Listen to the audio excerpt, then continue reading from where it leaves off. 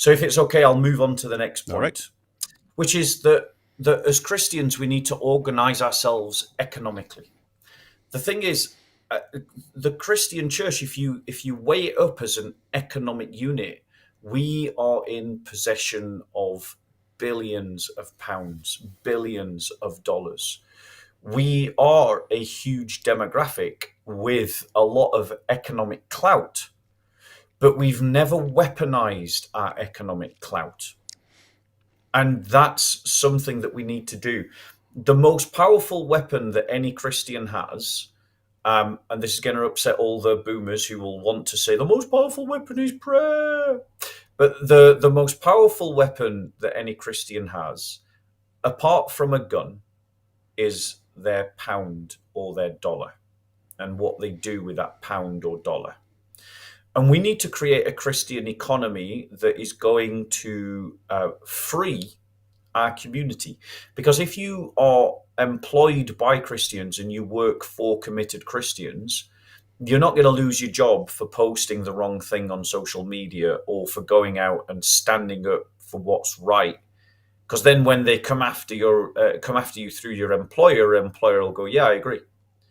And also, furthermore, if Christians use their economy, they can begin to influence the high street. So let me give you a couple of examples. There's a Christian bookshop here in London called Agape, the Agape Centre, which is a Christian bookshop slash cafe. That is a bookshop that's owned by some Christians, and the Muslim community have tried to shut it down because the bookshop is run by Arab Christians, you know, and some members of the Muslim community have tried to shut down that bookshop by buying the entire building just so they can close the bookshop down. But the owners of the building are themselves Christians. So the people that own the building are Christians and the people that own the bookshop cafe are Christians. And because the owners were Christians and they knew what was going to happen if they sold it to Muslim buyers, they've refused. And so the Christian cafe bookshop is still open. It still has a presence on the high street. Now, that's a very small example of what I'm talking about. Another example would be that there's a Muslim multimillionaire who in London has just bought a piece of prime real estate, slap bang right in the middle of London, called the Trocadero. And it's going to get turned into a mega mosque. And that is in Leicester Square, next to Soho. It is right in the very heart of London. You're going to have a mosque, an Islamic missionary centre. That's this Muslim millionaire is using his money to advance the cause of Islam. Christians need to use their money more wisely than just obsessing about stones and mortar of the church. You know, I'll give you another example. In my home city, there was a church that was being sold. And there was a debate within the church about what to do with it. And I was suggesting that we turn it into a missionary training centre, equipped with accommodation, gymnasium, teaching classes, a cafe, and the gym and the cafe would pay for it. And then there'd be these missionaries coming from all around the world. They'd be trained up and then they'd be going into the city doing evangelism and bringing people into the church on a year in, year out basis, and then taking what they learned around the world back to wherever they'd come from around the world. And there was another group within the church that just wanted to turn it into another chapel, into another church. Obviously, this is within the Catholic tradition. That's where I'm seated in the Anglo-Catholic tradition. And so they wanted to turn it just into another chapel, despite the fact there was already chapels around. And so they've turned it into another chapel, but it's just, it's not really doing anything. It's just another church amongst many churches. But it's that lack of imagination about what to do with resources that's holding the church back. Now, how does this apply to reversing Islamization? Well, we've got to use the power of boycott. We've got to use the power of right. Well, we've got to be vocal about what we want to see in the economy.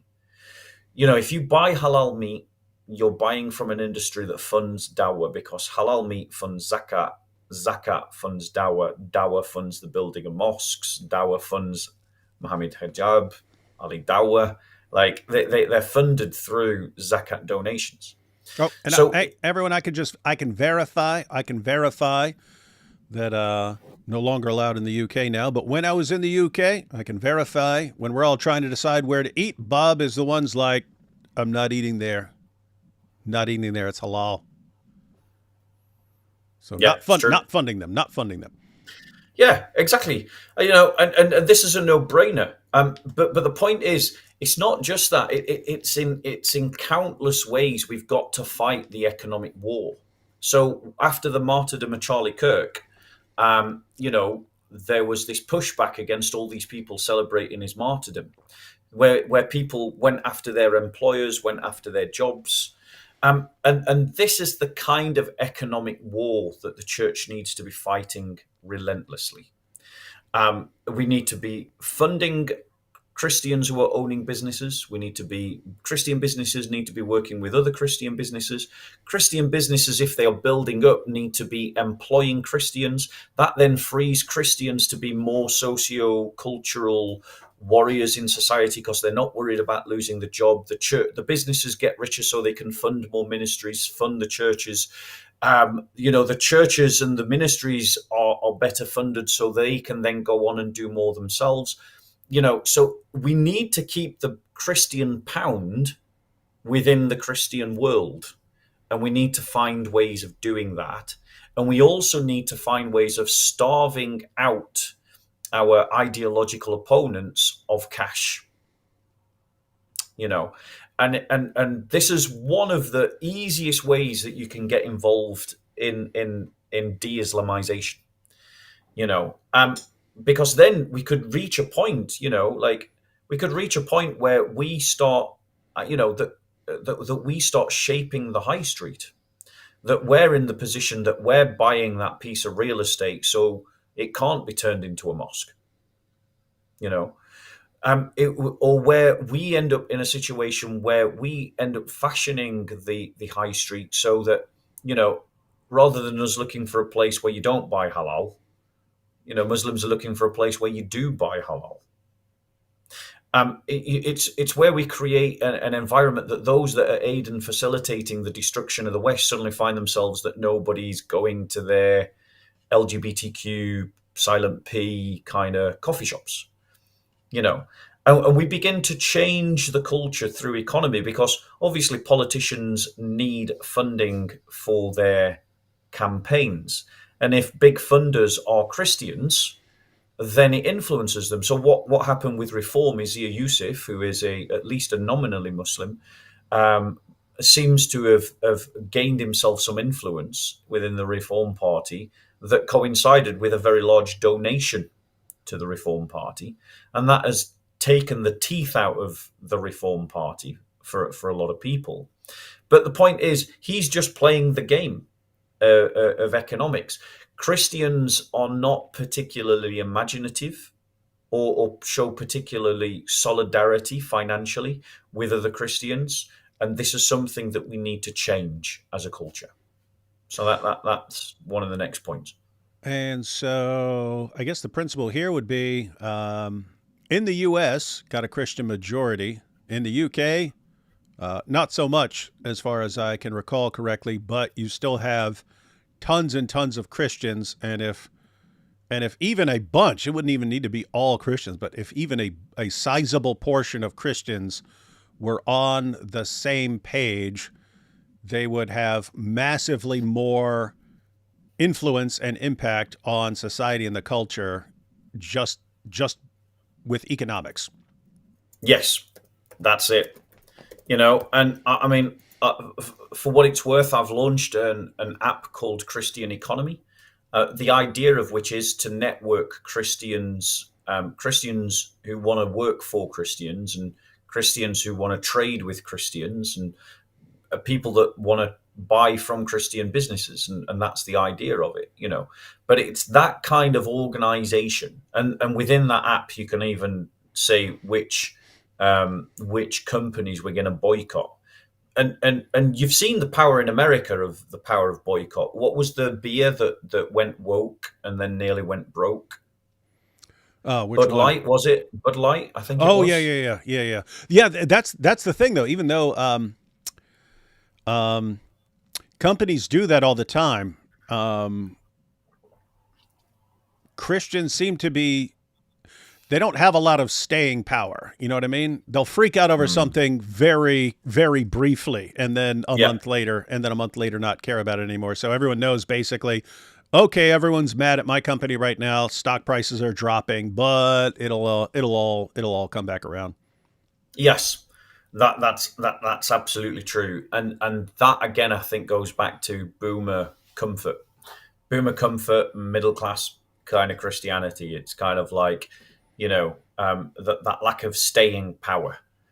Um, so I'll move on. You've mentioned about the fact that as Christians, we are a minority here in the UK, and God forbid, but it might end up being like that in America. But in the UK, we definitely are a minority. The one move that we can make that will help us with all of our challenges, not just the challenge of Islamization, but all of our challenges that we face as Christians, is to consolidate geographically, is to consolidate into spaces, geographical spaces, where we then become the majority population. Because when we become the majority population, if we then apply that to culture, the culture starts to look Christian. If we apply that to economics, the economy starts to look Christian. Every business will close down on a Sunday because Christians refuse to go in on a Sunday. So there's no point being opening up your whatever. Um, if our children are filling up the schools and our parents are filling up the educational boards, then we have an influence over how and what our children get taught. If we're the biggest electorate, then it's from within our own community that we end up electing local councillors, local MPs, or whatever the equivalents are in America and Canada. Um, if we are the majority population, the police recruit from us. And so you're combining this with everything we talked about in part one of this two-parter. And the Benedict community will then magnify the impact of the Christian community, as well as giving it sustainability. Now, sustainability because it also just makes it easier for Christians to marry and find one another to marry, which is something I'm going to come on to as one of my points. And you see the Benedict community working in the UK. You go to Tower Hamlets, which is a majority Muslim um, area of London, and Islam clearly dominates everything about the socio-economic and political life of Tower Hamlets. In Birmingham, Muslims have just flexed their muscles to the British state, and the British state are back down, and all Jews have just been barred. All Jews from Israel have just been barred from entering Birmingham for a football match, and that is a total flex by the Muslim community and the Even middle even classes the of England. politicians. I've seen Muslim MPs just bragging about it on Twitter. How this is a great thing that they've been able to. It's just like, gosh, I mean, they're bragging about it. So it's But that's the power of the Benedict option. Muslims make up the majority in Birmingham. They make up the majority in Tower Hamlets, and so they have control because they are the majority. And in a Western liberal secular democracy, society bends around whatever the majority wants. And so you've got this majority that is determining the local structure of society. Now, if it works for Muslims, it can also work for Christians, and this is why we should adopt it, because it's the one move that we can make that will help us in all of our challenges. Now, the thing is, any organization, any business, any army that ends up being spread too thin will naturally consolidate. the church has to do that as well. It needs to consolidate. Um, Now, I'm not a fantasist. I don't think that you're going to be able to set up a Benedict option of Roman Catholics and Calvinist, Baptists setting up a Benedict community together. That just won't work. But what can happen is, the Roman Catholics set up their Benedict community, the Baptists set up theirs, the Calvinists set up theirs, the Lutherans set up theirs, the Pentecostals set up theirs, the Orthodox set up theirs, preferably separate from the Ukrainian Orthodox, and then they each go about transforming their society to look like what a Christian society would like according to their denomination, and then just let the best church win, you know. But the Benedict community, it is better than this parish system that we've got that is failing everywhere. It is better than these kind of and mega churches are an example of um, consolidation. I give you an example. If you look just at Catholic churches in the UK, churches where there are more than one priest do better than churches where there's just one priest. What's that telling you? You've got a concentration of resources, and so you can do more. So you look at churches attached to monasteries, or you look at oratories, like the Brompton Oratory or the Birmingham Oratory. Those churches are healthier and more thriving. You look at cathedrals. Cathedrals of the Church of England do better. Why? Because they've got more clergy. A concentration of resources results in more being able to be done. And the more you do, the more you're then able to do. As both me and you know, like we both started from zero and have reached a point where we're doing lots more because of the amount of effort we've put into things. But imagine if there was like a little colony of like apologists, all within one city amidst a general Christian city, amidst a general Christian populace. How much more could we do? And so the Benedict option is absolutely important in this struggle, and just to prove that it does work in terms of conflict situations, go and look at Northern Ireland. Benedict communities, the Benedict option, have sustained both the loyalist and the Republican communities in that struggle because they both adopted the Benedict option. In other words, in sociological trumps, the Benedict option trumps every other card and can only be matched by another Benedict option. Whereas if you look at the churches in Muslim Benedict communities, they can nibble around the edges, but ultimately over time they close because the natural population of that church either moves away or dies. A few might convert to Islam, and even if the church makes a few converts from Islam, which I'm sure they would, those number of converts would never be big enough and never be able to be sustained in a Muslim majority to sustain that parish church. And so the parish system doesn't work. Oh, so as far as the Benedict option, you're getting that from is that from Rod Dreher's book? Yeah, Rob I Dreher's, looked it up. but Yeah. Rob Dreher, there's a better version of the Benedict option. Rob Dreher's description of the Benedict option is a bit limp-wristed. It's like, let's go away and cower in, the east coast of Ireland, the west coast of Ireland, and hope people don't notice us. That's not an effective Benedict option. It's got to be a Benedict option that is outward facing. And Rob Dreher's understanding of the Benedict option is maybe like 30 families go and settle in. I'm talking about hundreds of families, and then hundreds or maybe even thousands of people all gathering into one place. Not tens, but hundreds or thousands. And then there's Alistair McIntyre, who had a book called After Virtue, Yeah. who argued something similar. Yep.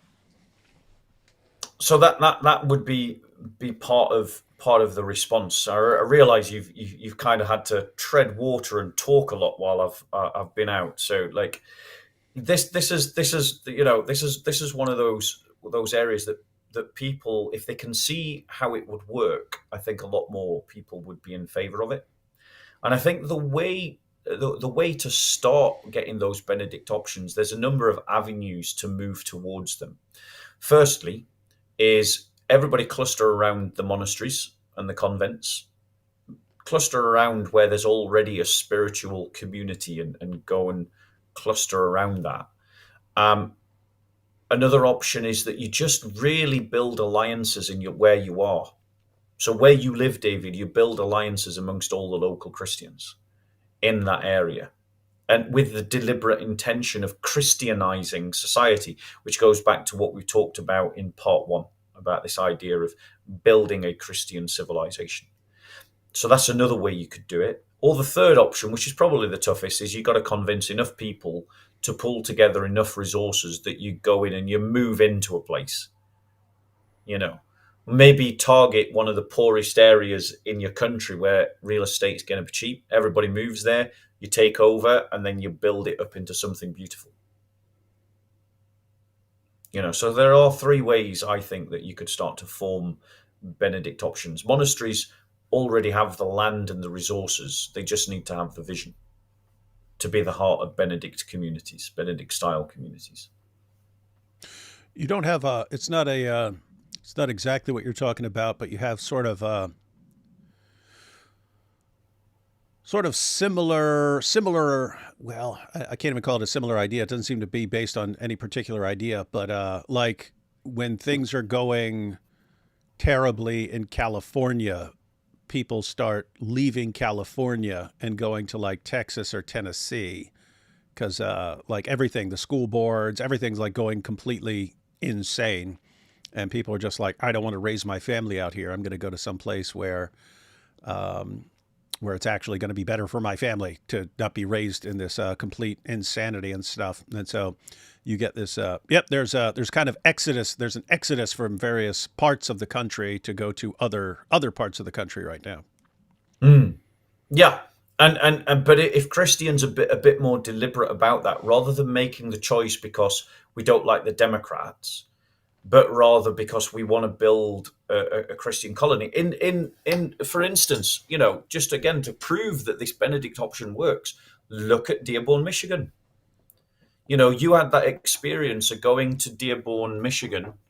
Excuse me, I'm going to try and get the attention of my beautiful wife, who's off camera. Could you reheat that or make a fresh one? Thank you. I have a wife now, so Nice. so if you look at what happened when you went to Dearborn, Michigan, they didn't want you handing out pamphlets, so they outlawed all pamphlets. But then the police officers only imposed that on non-Muslims. Mm-hmm. That's an example of the Benedict option and how it works. And now look at what's going on in Dearborn, Michigan. Mm-hmm. You've got is it a councillor, a local councillor, turning around and saying, "Someone, you don't belong in this town." That was the mayor. That was the mayor turning around to some non-Muslim and saying, "You don't belong in this town." Mm-hmm. Like I'm sorry. And by the way, I don't know the guy who was complaining. The guy was complaining because he said, "Hey, we're naming a street after a guy who openly supported terrorists. We should not be doing that." I don't know that guy, but I know people who know that guy, and they're saying that guy's like extremely nice and loving. He's the guy who's like, "Hey guys, we shouldn't be hating Muslims or being afraid of them. We should love them and be preaching the gospel to them." So he's like very, very nice. But he's just like, hey, wait a minute. Why? I live in this city. Why are we naming a street after a guy who openly supported terrorism? And then it's, you don't belong here. And the mayor even said, I will have a parade. That it's like they're regarding this guy as completely evil. And apparently he's like the super nice, loving guy there. Yeah, and so my point is, the American Constitution and liberal secular humanism can't stop Islamization. But if the Benedict option helps in Islamization, it will help in Christianization. And a proof of that is, look at the Amish. They're taking over Pennsylvania, and they're not doing it by anything other than having buggy races and lots of children. And so the Benedict option works. It just works. And the church is going to, one way or another, adopt the Benedict option. It will either do it because it will listen to people like me and Rob Dreher, who are trying to say, hey guys, sociologically, this is the trump card. Let's use it while we've still got the numbers and the resources for to have an impact with it. Or it will use it as a survival technique, like the Christians in Egypt and Syria are using it as a survival technique. So make your choice, Christians, because one way or another, you are adopting the Benedict option. But do you want to do it as a survival option, or do you want to do it as a springboard to getting the church back on the front foot?